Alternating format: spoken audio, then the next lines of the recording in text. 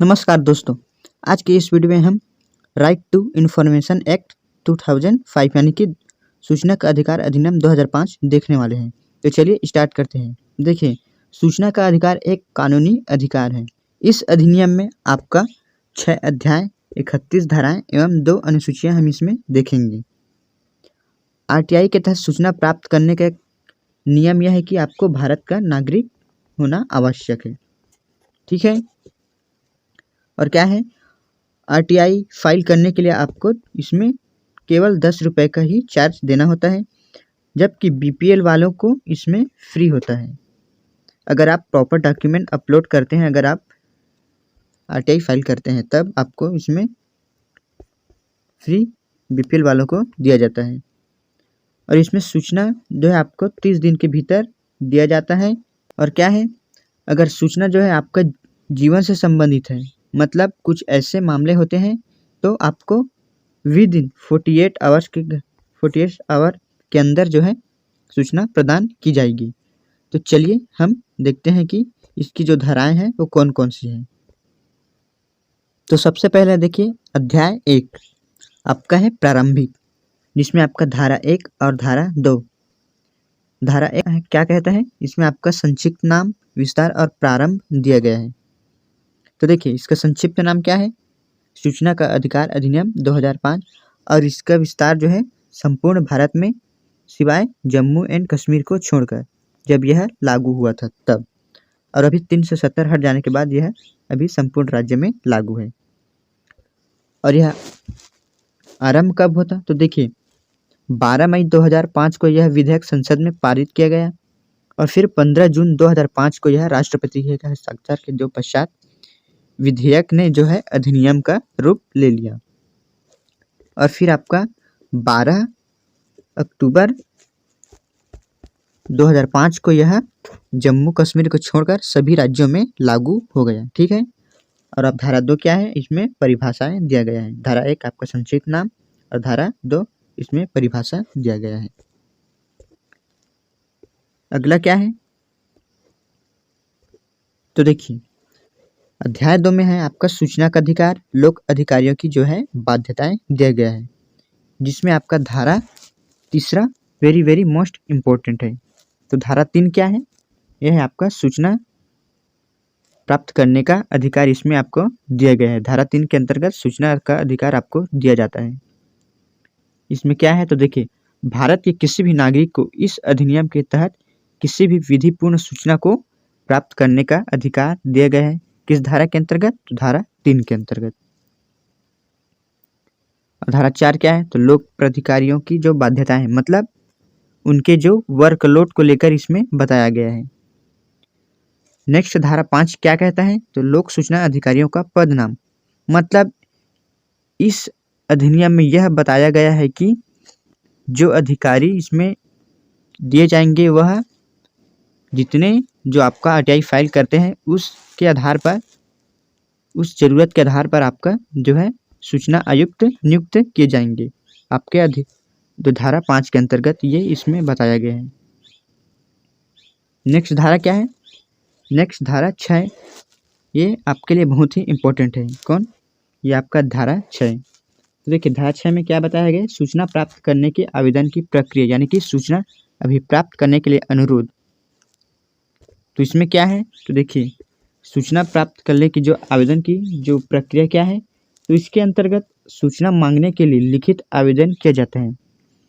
खैर अब तो आप सब कुछ अब ऑनलाइन ही हो गया है, जिसका निर्धारित शुल्क क्या दिया गया है, आपका 10 रुपये।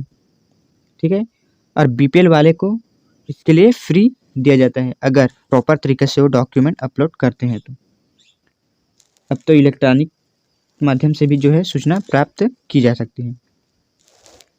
नेक्स्ट धारा क्या है, तो धारा 7 में है अनुरोध का निपटारा, यानी कि आपका आवेदन का जो निस्तारण किया जाएगा। देखिए सूचना के अधिकार के तहत किए गए आवेदन का उत्तर जो है आपका 30 दिनों के अंदर दिया जाएगा, किंतु यदि सूचना किसी व्यक्ति के जो जीवन से जुड़ी है तो विद इन 48 आवर्स यानी कि 48 घंटे के भीतर जो है सूचना उपलब्ध कराई जाएगी। अगला धारा क्या है, तो धारा 8। धारा 8 में क्या गया है, कि सूचना प्रकट किए जाने से छूट, मतलब कुछ मामलों में सूचना देने से छूट प्रदान की गई है। मतलब देखिए इसमें क्या बताया गया है, जो देश की सुरक्षा व अखंडता के लिए खतरा हो वैसे जो सूचना है आपको नहीं दिए जाएंगे। इससे रिलेटेड जो संगठन है, जो किस किस संगठन के तहत सूचना नहीं दिया जाएगा, वो आपका धारा 24 में दिया गया है। तो उसको हम धारा 24 में देखेंगे। तो इसे आप याद रखिएगा कि धारा 8 में सूचना प्रकट किए जाने से छूट दिया गया है, ठीक है, जिसमें आपको कुछ सूचना को नहीं दिया जा सकता जो भारत की एकता व अखंडता व सुरक्षा से जुड़ी हो। नेक्स्ट धारा क्या है, तो धारा 9 आप देख सकते हैं, कति मामले में पहुंच के लिए स्वीकृति के आधार, ये तो उतना इम्पोर्टेंट नहीं है। धारा 10 परिव्यक्ति सूचना, जो इम्पोर्टेंट है हम आपको टिक करके बता रहे हैं। चलिए हम अगला अध्याय देखते हैं। अध्याय 3 में देखिए,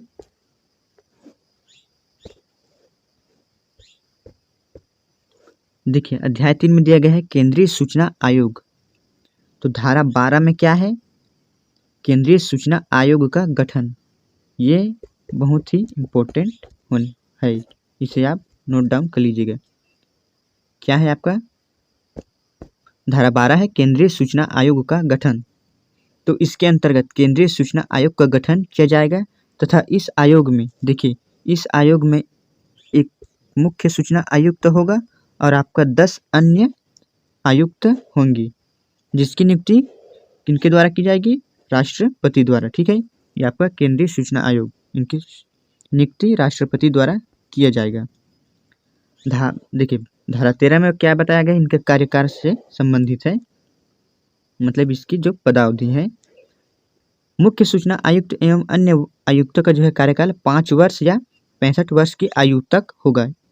इसमें आपका धारा 13 में उनके कार्यकाल, धारा 12 केंद्रीय सूचना आयोग का गठन, और धारा 14 देखिए सूचना आयुक्त और मुख्य सूचना आयुक्त का हटाया जाना। मतलब इसमें उनको हटाने से संबंधित प्रक्रिया धारा 14 में दिया गया है, किनका, केंद्रीय सूचना आयोग के जो आयुक्तों का। और किनके द्वारा हटाया जाएगा, तो यह राष्ट्रपति द्वारा ही हटाया जाएगा। यहाँ पर देखिए धारा 14 को तो हमने देखा है कि सूचना आयुक्त और मुख्य सूचना आयुक्त का हटाया जाना, मतलब मुख्य सूचना आयुक्त तथा अन्य सूचना आयुक्तों को राष्ट्रपति द्वारा जो है साबित कदाचार के आधार पर, मतलब अगर कोई वो गलती करता है या उनका जो यह गलती स्वीकार हो जाता है तो उनको पद से मुक्त भी किया जाता है। किंतु ऐसे कदाचार आरोप की जांच जो है उच्चतम न्यायालय द्वारा की जाएगी। जो ये गड़बड़ी किए जाएंगे उनका जो जांच है वो उच्चतम न्यायालय द्वारा किया जाएगा। उसके बाद इनको उनके पद से हटा दिया जाएगा। इसे भी आप याद रखिएगा। चलिए अब हम अगले अध्याय की ओर चलते हैं। अगला अध्याय है, देखिए अध्याय 4 राज्य सूचना आयोग। अध्याय 3 में हमने केंद्रीय सूचना आयोग के बारे में देखा, तो अब इसमें राज्य सूचना आयोग के गठन के बारे में देखते हैं। तो धारा 15 जो है राज्य सूचना आयोग का गठन बताता है। कौन, धारा 15 आपका RTI एक्ट 2005 के अंतर्गत धारा 15 राज्य सूचना आयोग के गठन के बारे में बताता है। तो देखिए राज्य सरकार एक सूचना आयुक्त एवं 10 उप आयुक्त की जो है नियुक्ति कर सकते हैं और इसकी नियुक्ति जो है राज्यपाल द्वारा की जाएगी और राज्यपाल द्वारा ही हटाया जाएगा। कार्यकाल भी सेम है आपका, 5 से 65 वर्ष तक का हो सकेगा। और राज्य सूचना आयुक्त और राज्य मुख्य सूचना आयुक्त का हटाया जाना जो है राज्यपाल द्वारा किया जाएगा, जो कि राज्य का प्रमुख होता है। चलिए नेक्स्ट अध्याय की ओर हम चलते हैं। अगला अध्याय देखिए, अध्याय 5 में क्या बताया गया है कि सूचना आयोग की शक्तियां, कृत्य, अपील तथा शास्तियां। तो धारा 18 हम देखते हैं। ये बहुत ही इम्पोर्टेंट आपका अध्याय है। धारा 18 में क्या है, सूचना आयोग की शक्तियां और कृत्य। तो कोई भी अधिकारी जो है अगर जवाब नहीं देता है तो इसकी शिकायत आप सूचना आयोग को आप दे सकते हैं। जो आपका मुख्य सूचना आयुक्त और उनके जो 10 अन्य आयुक्त द्वारा जो भी कृत्य होता है, तो आप मेन जो सूचना आयोग को आप इसके तहत RTI फाइल भी कर सकते हैं, उन पर शास्त्रीय का प्रावधान भी लगा सकते हैं। 19 अपील में देखिए तो सूचना न प्राप्त होने पर अपील करने की भी व्यवस्था इसमें दिया गया है। किसके धारा 19 के तहत कोई व्यक्ति अगर किसी विभाग से सूचना प्राप्त करना चाहता है और वह विभाग जो है विधिपूर्ण सूचना नहीं देता है, तो व्यक्ति द्वारा उस विभाग के खिलाफ सूचना की अपील या उस आयोग के माध्यम से अपील कर सकते हैं। नेक्स्ट धारा 20 में देखिए, धारा 20 क्या बताता है। तो देखिए, इसके अंतर्गत यदि कोई जिम्मेदार जो अधिकारी होता है सूचना देने के लिए नियुक्त है, लेकिन वह 30 दिन के भीतर सूचना नहीं देता है या असफल रहता है, तो उसे प्रतिदिन 250 रुपये के हिसाब से जुर्माना, जो कि अधिकतम 25,000 तक हो सकता है। ठीक है, ये देय होगा, ये इसका शास्त्रीय है। ठीक, इसके पश्चात जो है विभागीय कार्यवाही भी किया जाएगा। और जो सजा, अगर देखिए इसके ऊपर जो विभागीय कार्यवाही होता है तब क्या होगा, ये न्यायालय का शरण भी नहीं ले सकेंगी, ये भी इसके नियम में बताया गया है।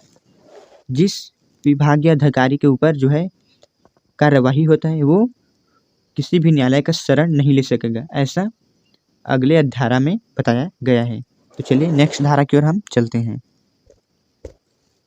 तो देखिए अध्याय 6 जो हमारा अंतिम अध्याय है, धारा 21 को आप पढ़ सकते हैं, सद्भावपूर्ण की गई कार्यवाही के संरक्षण। खैर इतना ये इम्पोर्टेंट नहीं है। चलिए हम देखते हैं धारा 23। तो देखिए धारा 23 में दिया गया है कि न्यायालयों की अधिकारिता का वर्जन, मतलब वही इसके अंतर्गत अगर किसी लोक सेवक पर जुर्माना या विभागीय कार्यवाही होता है तो वह न्यायालय की शरण नहीं ले सकेगा, अर्थात न्यायालय की अधिकारिता को इस संदर्भ में प्रतिबंधित किया गया है। ठीक है, धारा 24 हमारे लिए बहुत महत्वपूर्ण है। क्या है वो, अधिनियम का कतिपय संगठनों में लागू ना होना। वही आपने धारा 8 में देखा होगा कि कुछ मामलों में सूचना न देने की छूट प्रदान की गई है, तो ये वही संगठन है जो हमारी भारत की रक्षा, एकता, अखंडता से संबंधित है, जिसके तहत आपका इंटेलिजेंस ब्यूरो हो गया, आपका रॉ एजेंट हो गया, आपका जो सैन्य से संबंधित जो भी सूचनाएं हैं उनको भारतीय नागरिकों को न देने की इसमें मनाही किया गया है। आप इसमें धारा 25 मॉनिटर करना और रिपोर्ट करना, ये भी आप देख सकते हैं। मतलब जो इनके नियुक्त जो क्या कहते हैं उसको, आयुक्त और मुख्य सूचना आयुक्त द्वारा प्रत्येक वर्ष सरकार को ये रिपोर्ट भेजता है। धारा 26 में दिया है समुचित सरकार द्वारा कार्यक्रम तैयार किया जाना। मतलब राइट टू इन्फॉर्मेशन के तहत कुछ ऐसे कार्यक्रम जो कि जन सूचना के लिए महत्वपूर्ण है, ऐसे कार्यक्रम भी इसमें किए जाएंगे। धारा 27 देखिए, नियम बनाने की समुचित सरकार की शक्ति, सरकार इनके संदर्भ में और भी बहुत सारे नियम बना सकते हैं। धारा 28 है नियम बनाने की सक्षम अधिकारी की शक्ति, जो नियुक्त मुख्य सूचना आयुक्त द्वारा भी नियम बनाया जा सकता है और जो है उनको पेश भी किया जा सकता है, किसके तहत, अधिसूचना जारी कर सकता है। धारा 29 है नियमों का रखा जाना, मतलब उनको संसद के पास रखे जाएंगे जो सरकार नियम बनाएंगी। कठिनाइयों को दूर करने की शक्ति, कुछ मामलों में अगर राष्ट्रपति या संसद को पता चलता है कि ये जो है जनों के लिए अच्छा साबित नहीं हो रहा है, मतलब नहीं है, तो वो इनको कठिनाइयों को दूर भी कर सकते हैं। और लास्ट में आपका धारा 31 निरसन। अब देखिए इसमें 2 अनुसूचियां हैं। पहला अनुसूची है जो सूचना आयुक्त व मुख्य सूचना आयुक्त के शपथ को लेकर है, पहला अनुसूची। ठीक है, और आपका जो दूसरा अनुसूची क्या है, तो धारा 24 में हमने पढ़ा है कि जो संगठन है, किस किस संगठन जो है इसमें सूचना न देने का वो इसमें बताया गया है अनुसूची 2 में। जैसे कि आपका वही मैंने अभी बताया कि सैन्य अभ्यास, जितने भी आपका इंटेलिजेंस ब्यूरो हो गया, जो आपके रक्षा से संबंधित जो संगठन है उनको छूट देने की इसमें मनाही है। तो देखिए ये कुछ धाराएं और अध्याय और जो अनुसूचियां अभी हमने देखे हैं, इसे आप एक बार पूरी तरह से देख सकते हैं अच्छे से वीडियो को। और नेक्स्ट वीडियो में हम देखें इससे रिलेटेड 1 लाइनर क्वेश्चन लेकर आएंगे, तो आप तैयार रहिएगा। तब तक के लिए धन्यवाद।